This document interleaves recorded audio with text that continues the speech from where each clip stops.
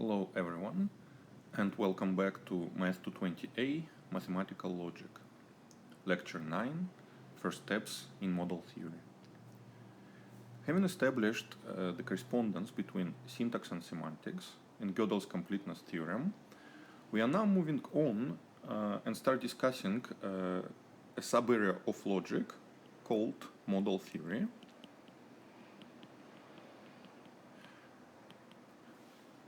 Currently, this is a large area which, roughly speaking, investigates the relationship between theories in first-order language and their models, and has many different branches and applications to other areas of mathematics, including algebra and combinatorics, for example.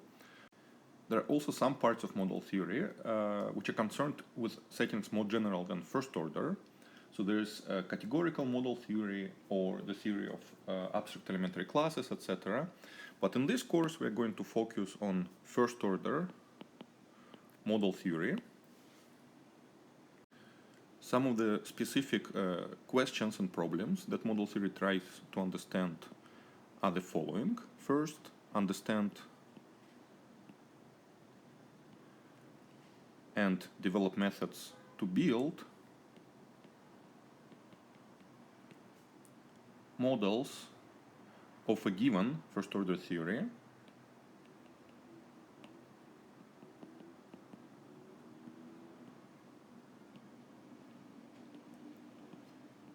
Second, we try to actually classify first-order theories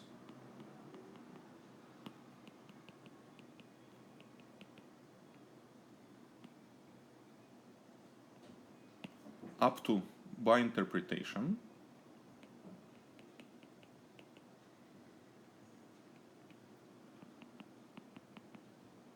Interpretation is a notion of encoding one theory in the other one in a way which does not depend on the language, but rather reflects the complexity of sets definable in a given first-order theory. So the project of classifying all first-order theories up to by interpretation, as we will see, is of course not plausible in any obvious sense. So, because there are just too many first-order theories and they can express all of mathematics. So, more realistically, what this reduces to is to isolate interesting and useful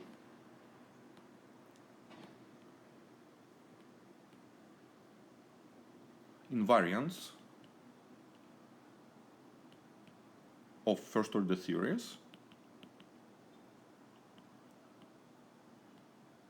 which allow us to distinguish tame behavior from the wild one, or Gödelian behavior.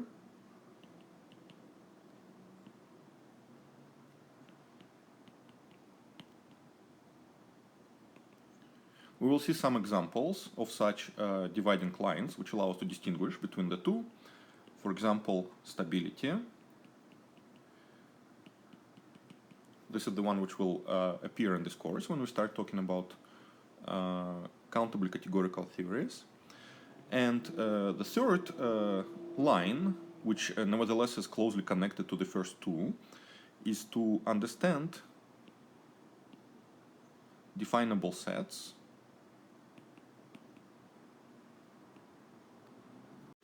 in models of a given first-order theory.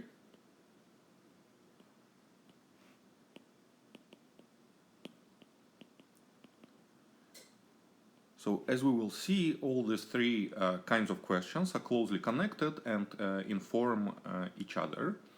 In terms of more concrete results, for the first question, understanding and building models of first-order theories, some specific results that we will consider are going to be the Löwenheim-Skolem theorem,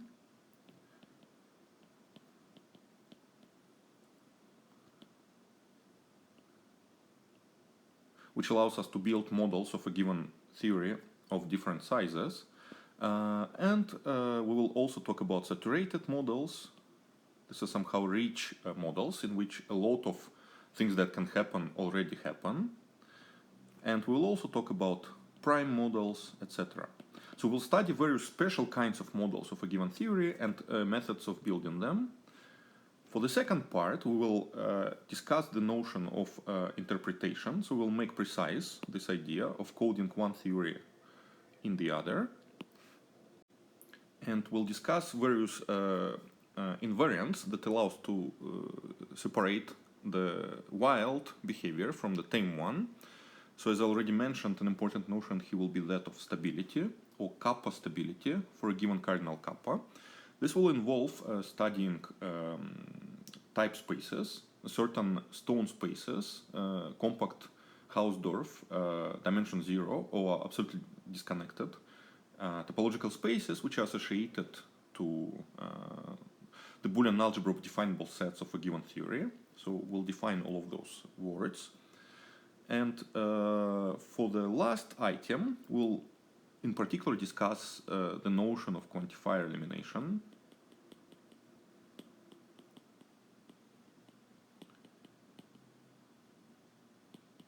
Model completeness, and some other notions which allow to express that definable sets in a given theory take simple or understandable form, which can be expressed already by formulas without quantifiers in the first case, or by formulas with only existential quantifiers in the second case, etc. And we will consider some particular examples in which these methods apply. So this is a quick summary of some of the topics we will discuss. And in all of these topics, we will deepen the connections between syntax and semantics, where the first fundamental result was Gödel's completeness theorem, and we will see various deeper connections, which allows to connect to establish correspondence between certain syntactic properties and their semantic counterparts.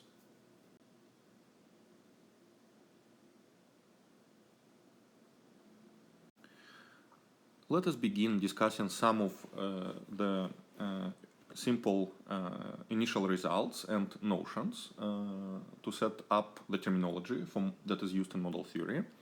So first of all, we state the very important compactness theorem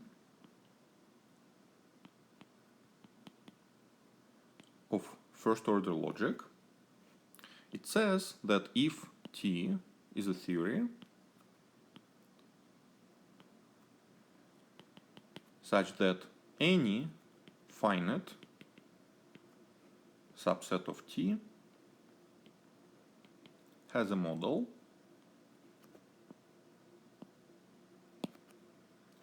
then the theory T itself has a model.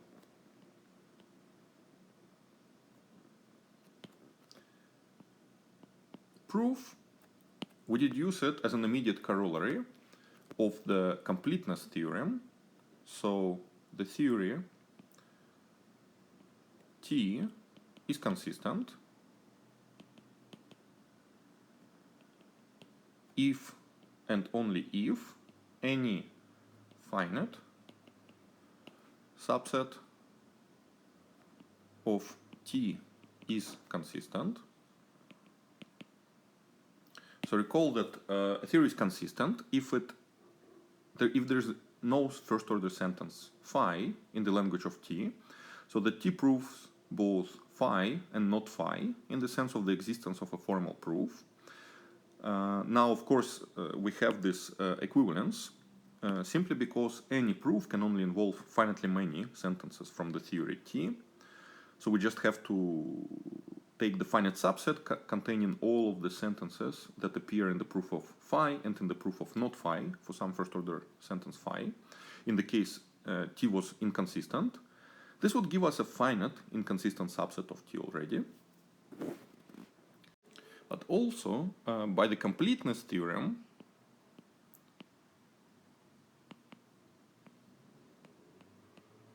we know that a theory has a model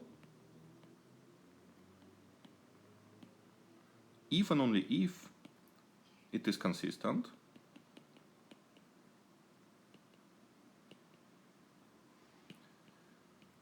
So now combining these two claims, we see that a theory has a model if and only if every finite subset of this theory has a model. Here we have obtained the compactness theorem as a simple corollary of the completeness theorem proved earlier. Now this result, the compactness theorem, is originally due to Gödel in the case of countable languages,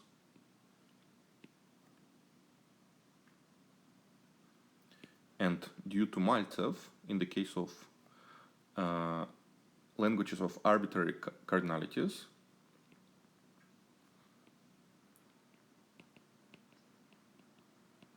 From the point of view of model theory, this is this consequence of the completeness result for first-order logic is probably the most important result.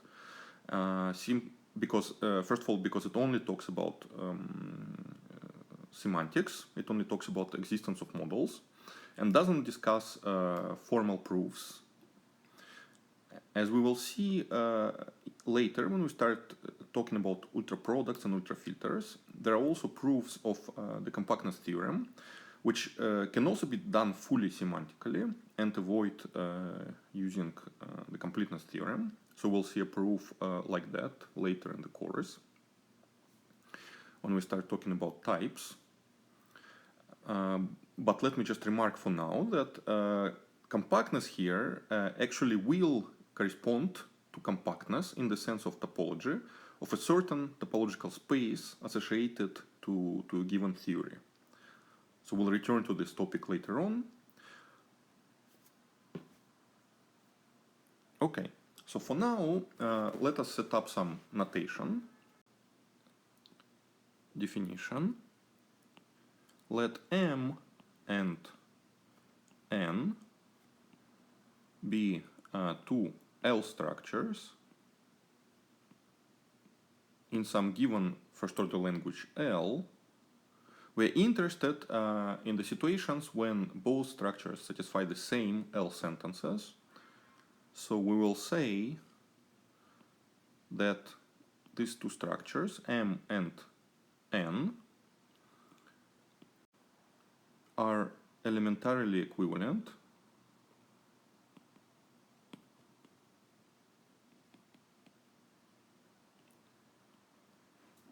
denoted as M is equivalent to N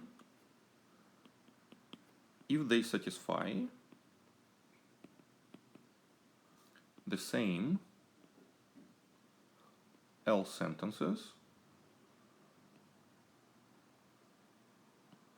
In other words, if the complete theory of M is equal to the complete theory of N,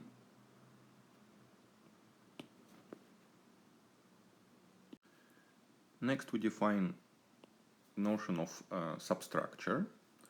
So assume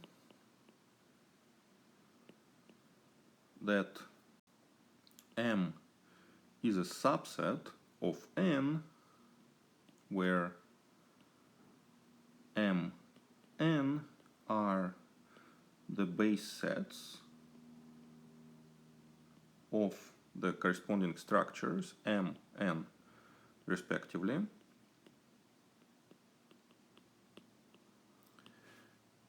And also that we have for every constant C, a constant symbol from the language L,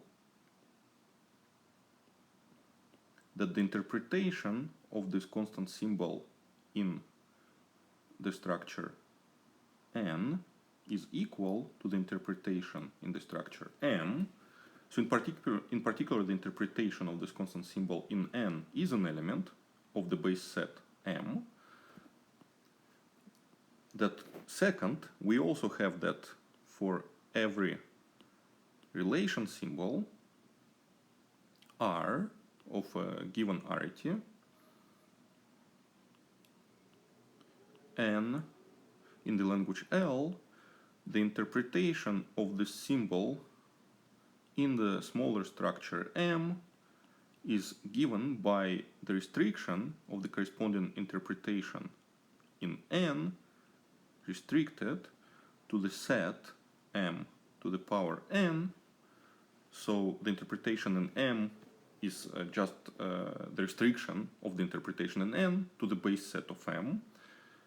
And finally, assume that also for every function symbol f in the language L of Rtn, we have that this interpretation of this function in M is obtained by looking at the interpretation of this function symbol in the bigger structure N, and again restricting it to the base set M to the corresponding power N. So in particular, it follows that this underlying set M is closed under the function given the interpretation of this symbol. So if all of these three conditions hold, then we would say that M is a substructure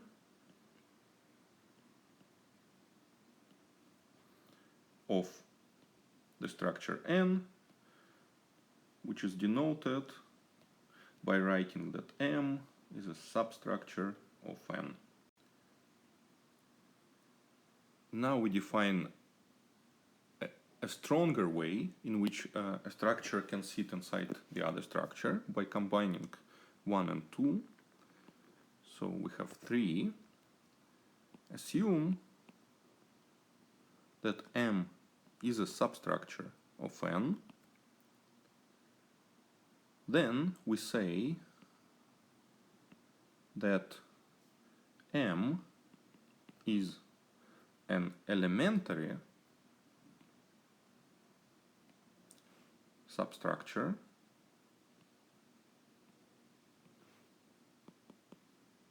of N, and in this case N is called an elementary extension of M if for every L formula phi of x1 through xn, so all of the free variables of phi are among x1 through xn, and every tuple a bar of length n, so consisting of some elements a1 through an, from the corresponding power of the base set of the smaller structure M, we have that M satisfies phi on this tuple of elements a bar if and only if n satisfies phi on a bar. And this is denoted by M, an elementary substructure of N. We will also write that M is a proper elementary substructure of N, so the strict inequality symbol, if M is an elementary substructure of N and the base set of M is strictly smaller than the base set of N. So there are some new elements in the base set of N. Remark.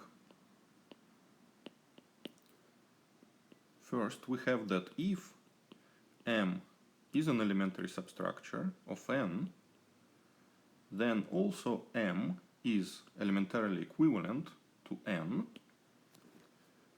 This holds by applying the definition of elementary substructure to formulas with zero variables, hence to L sentences. So, because in particular, if M is an elementary substructure of N, then in particular we have that for every sentence phi, i.e. a formula without any free variables, we have that M satisfies phi if and only if N satisfies phi on the empty tuple from the base set of M. So this is part 1. And part 2, if the structure M is isomorphic to the structure N, then they are also elementarily equivalent. More precisely, we can show that if F is an isomorphism from M to N,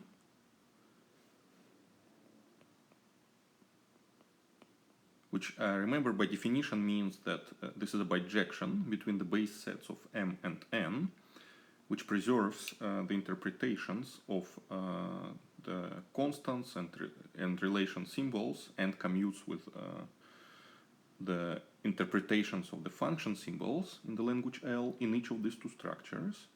So given a structure that is an isomorphism, we can check by induction on the height of a formula phi that if M satisfies phi on a given tuple of elements A1 through AN from the base set of the structure M, then this happens if and only if N satisfies phi on the tuple of elements that F maps the AIs to. So phi of F of A1 through F of AN holds. Now, the definition of isomorphism, of F being an isomorphism, guarantees that this happens for all formulas of height 0. And then we can argue inductively. The only non-trivial case is being adding a quantifier, but in this case, if some formula is satisfied, some existential formula is satisfied, for example, in M, witnessed by an element, then we can look at the image of that element in N by applying F to it, and we will see that the corresponding element F of A is going to be a witness for the satisfaction of the same existential formula in the structure M. So a simple inductive argument shows that the isomorphism of M and N implies their elementary equivalence. However, we will see that the converse is not true in general, that for any infinite structures M and N, the notion of elementary equivalence is much weaker than the notion of isomorphism. So we'll see many examples of it. In particular, elementary equivalence cannot distinguish the cardinality of the base set of a structure as long as it is infinite. And the third part of the remark, we stress that if M is a substructure of N and M is elementarily equivalent to N, this does not imply, in general, that M is an elementary substructure of N. So, of course, if M is an elementary substructure of N, by part one we see that M is a substructure of N, which is elementary equivalent to N, so this implication does hold. However, the converse implication doesn't. Let's consider an example which illustrates this. So consider a structure in the language of linear orders.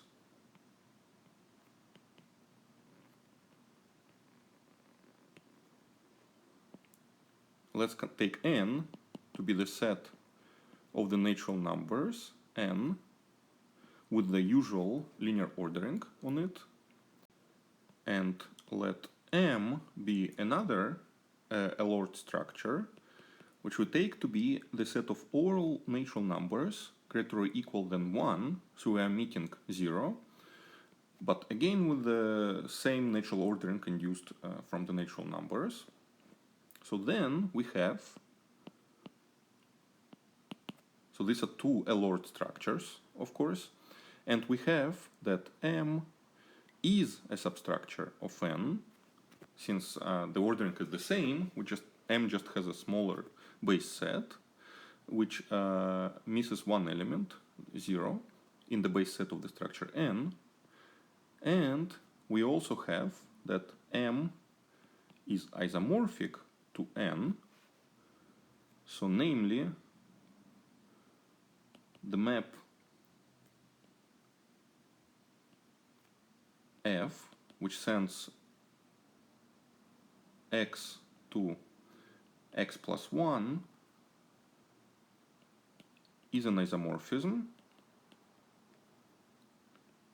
from the structure M to the structure N, since we only care about this map preserving the order, the only non-logical symbol in the language, and it is clearly order preserving, and it gives a bijection between the corresponding base sets. So the structures are isomorphic. So in particular,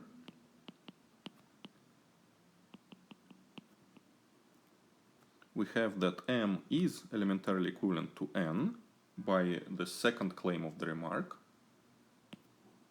But on the other hand,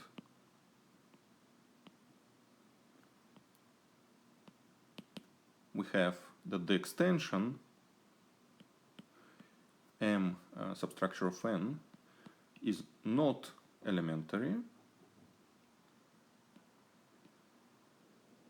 To see this, consider an L-ord formula phi of x in a single variable x, which says that there does not exist y such that y is strictly less than x. So then we have that M satisfies phi of 1, so we take this 1 as an element of the base set of M, and there is nothing below it in M, so phi of 1 holds in M, but of course in N the negation of phi is satisfied by 1 because it has an element 0 which is below 1 in the ordering. So this example tells us that being a substructure and elementarily equivalent is not sufficient to be in an elementary substructure. The next result provides a sufficient condition for being an elementary substructure. This is the so-called Tarski-Vaught test for being an elementary substructure. So let M and N be two L structures, so that M is a substructure of N, and assume that for any L formula phi of x0 through xn and any tuple a bar of length n, so consisting of a1 through an, so the length is one less than the number of the free variables in phi. So any such tuple a bar from the base set of the smaller structure M, if there exists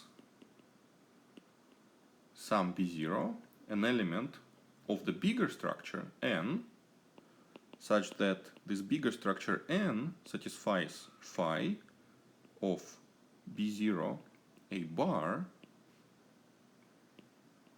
then there exists an element A0 in the base set of M, so the smaller structure, such that N satisfies phi of A0, A bar.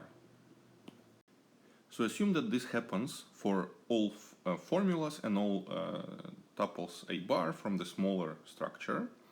Whenever a formula is satisfied in the bigger structure, then there is already an element in the smaller structure witnessing this. Then we have that M is an elementary substructure of N. So of course, if M is an elementary substructure of N, then this condition would hold by the definition of elementary substructure. And the point is to show that this question reduces just to having these existential witnesses. So if a formula with parameters from the smaller structure is realized by something in the bigger structure, then it is already realized by something in the smaller structure as well. Let us prove that indeed Tarski-Vaught test is a sufficient criterion for being an elementary substructure.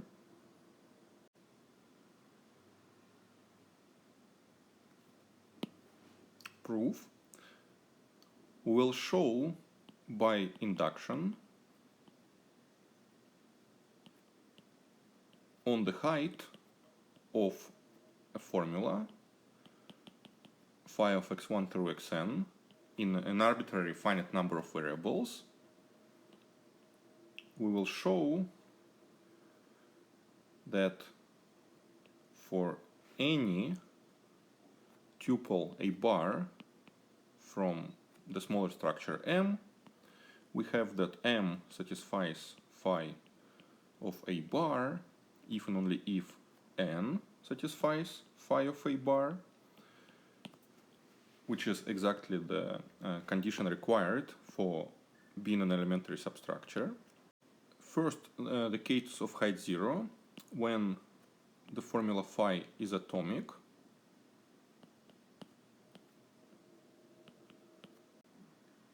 This is clear since M is a substructure of N by assumption. The case of logical connectives is also clear.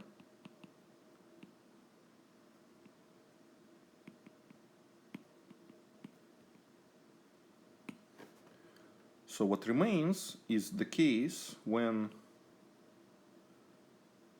phi of x1 through xn is the formula equal to the formula exists x0, psi of x0, x1 through xn for some psi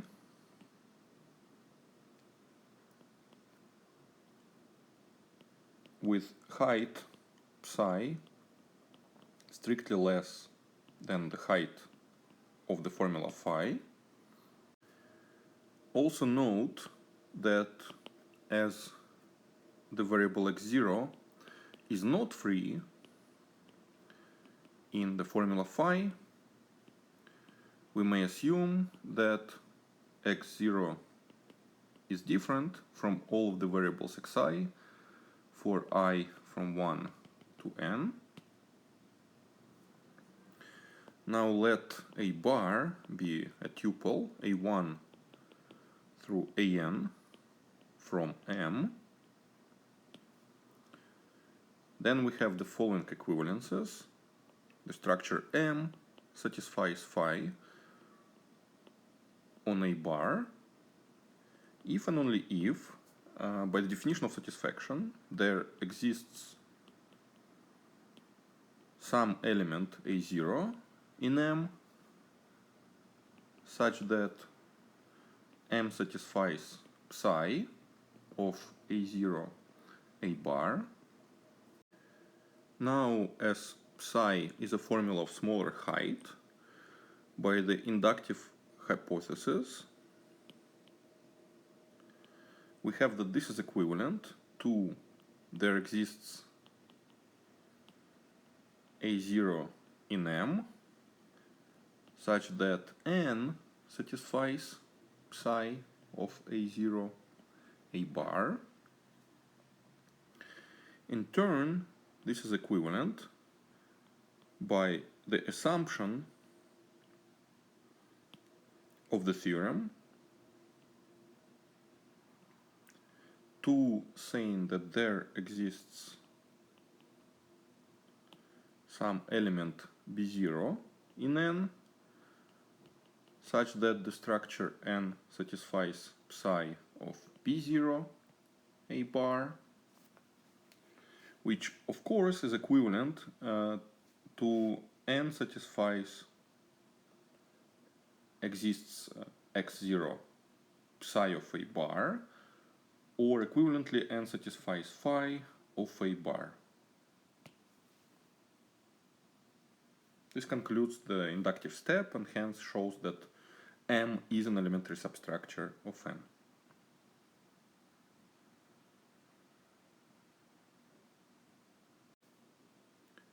Notation. Given a language L,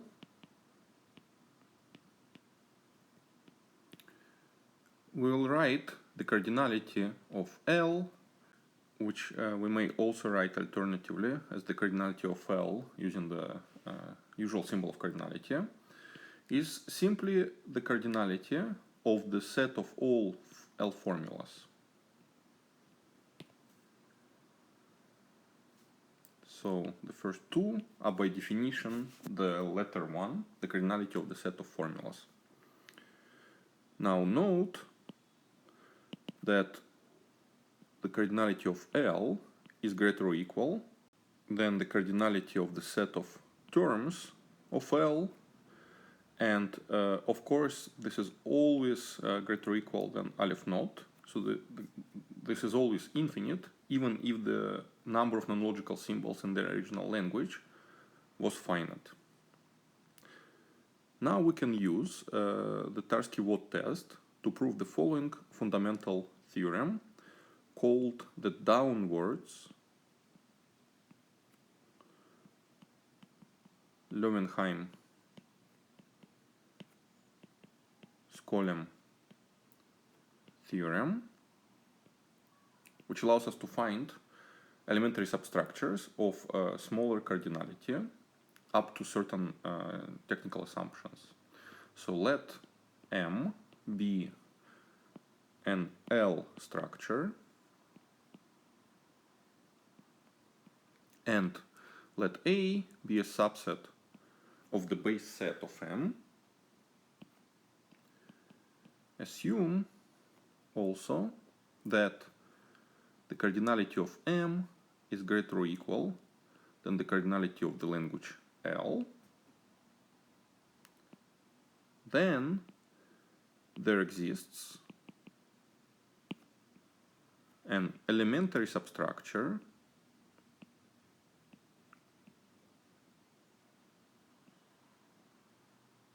M0 of M such that the base set of this substructure contains this set A that we were given, and such that the cardinality of this substructure is given by the maximum of the cardinalities of the set A and the cardinality of the language. Proof. First, note that enlarging the subset A, if necessary, we may assume that the cardinality of this subset A is greater or equal than the cardinality of the language.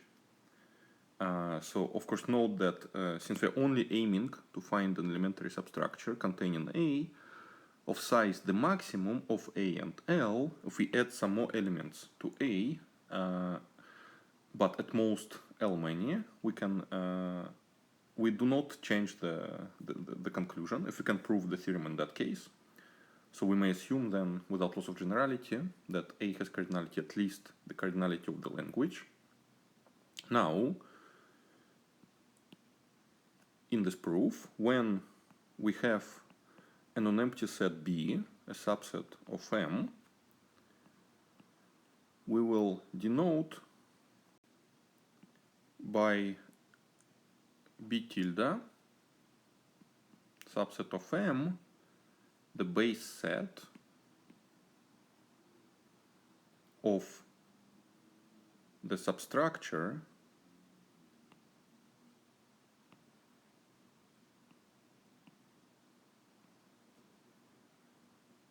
generated by the set B. So by which we mean B M is the intersection of all substructures M prime such that M prime is a substructure of M containing B. Note that the intersection of two substructures of M containing B is again a substructure of M containing B. Hence, this intersection is itself a substructure of M. And we can write B tilde, the base set of this substructure, as the set of all elements of the form T interpreted in M evaluated on B1 through Bn, where T is a term with the free variables x1 through xn in the language L, and B1 through Bn are some elements of the set B. So this is gives us an expression, a presentation for the base set of the smallest structure containing B, since it has to be closed under terms, and we see that all the elements are of this form. In particular, we have that if the cardinality of B is greater or equal than the cardinality of the language L, then the cardinality of the set B is equal to the cardinality of the set B tilde, since there exists a surjection from the set of all terms times the set of all finite tuples from the set B onto B tilde. So this is of course because of this presentation for the base set. We see that every element is given by picking some finite tuple of elements from B for some n and by a term applied to it. So then the set of all such pairs, term tuple from B, surjects onto B tilde. So of course this gives us the cardinality bound, because the cardinality of the number of terms is at most L, but as we remarked earlier, and the cardinality of the set of all finite tuples from B is just the cardinality of B, assuming that B is infinite. So less or equal than B plus aleph naught, and so less or equal than L. So altogether we get that the cardinality of the base set of a structure generated by B, B tilde, is equal to the cardinality of the set B itself.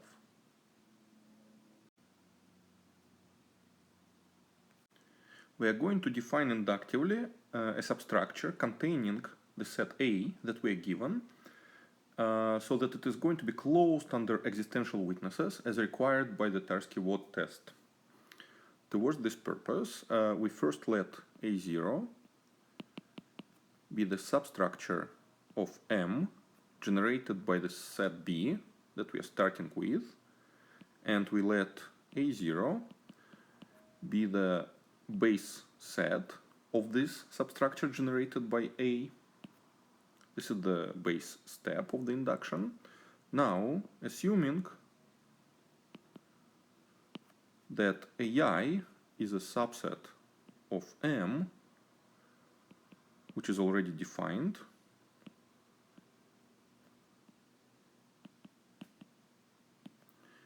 we define the set AI plus 1 as follows. For any L formula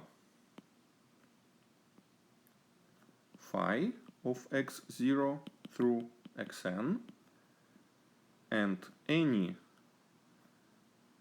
n tuple a bar of elements of the set AI, if we have that M satisfies phi of b0 a bar for some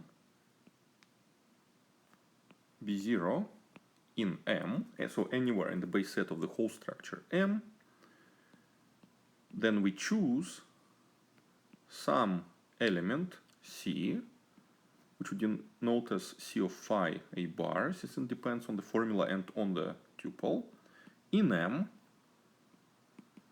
such that M satisfies phi of C of phi a bar.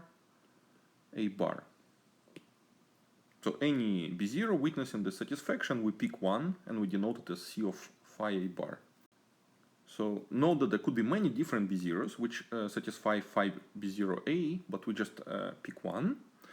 And then we set B I plus 1 to be the set consisting of AI together with the set of all elements of the form C phi a bar for phi of x0 through xn a formula in the language L, and a bar a tuple from AI of length n. And finally, we let AI plus 1 to be the base set of the structure generated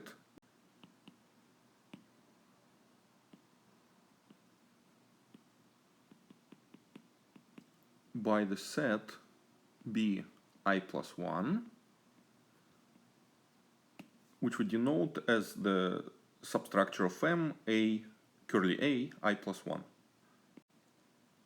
This gives us the inductive definition of the sets AI for all natural numbers I, and then we let M0 be the union of all the sets, the union of all the AIs. Then we have that the set M0 is non-empty, because recall we're assuming that A has cardinality at least the language, so it is not, in particular non-empty, and is contained in M0. And also M0 contains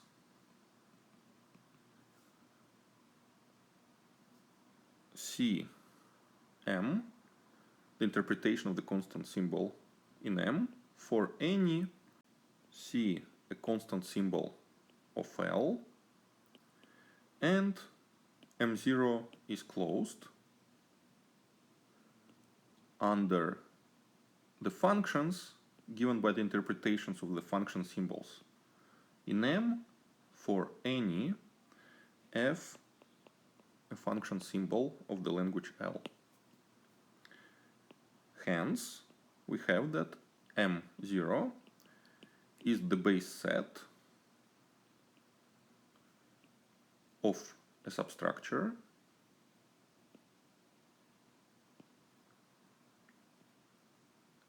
which we will denote as M0 of the structure M.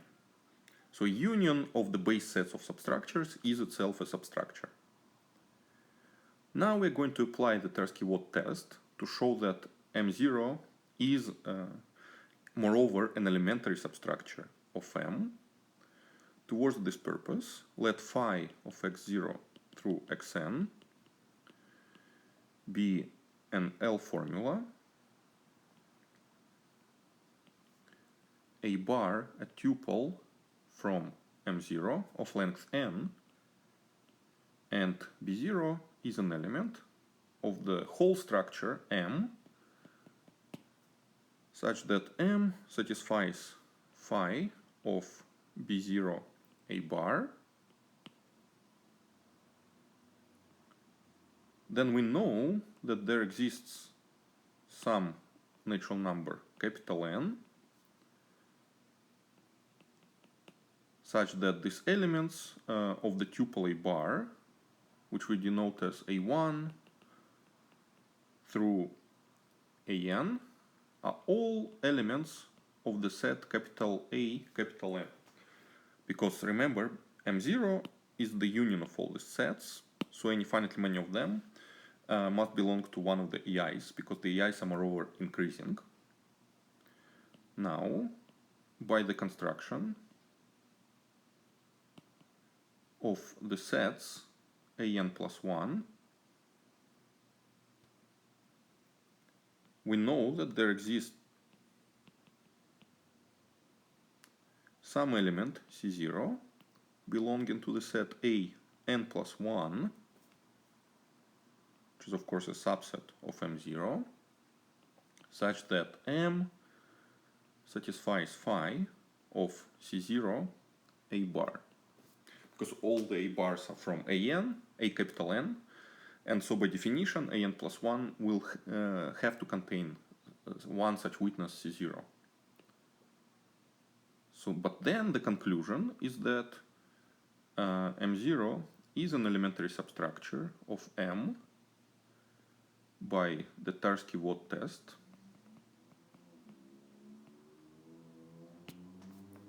And we also still have that the cardinality of M0 is equal to the cardinality of the union of the AIs. But of course each AI had the same cardinality as A by construction, and there are only countably many of them. So this has the same cardinality as the original set A. And concludes the proof of the downwards Löwenheim-Skolem theorem.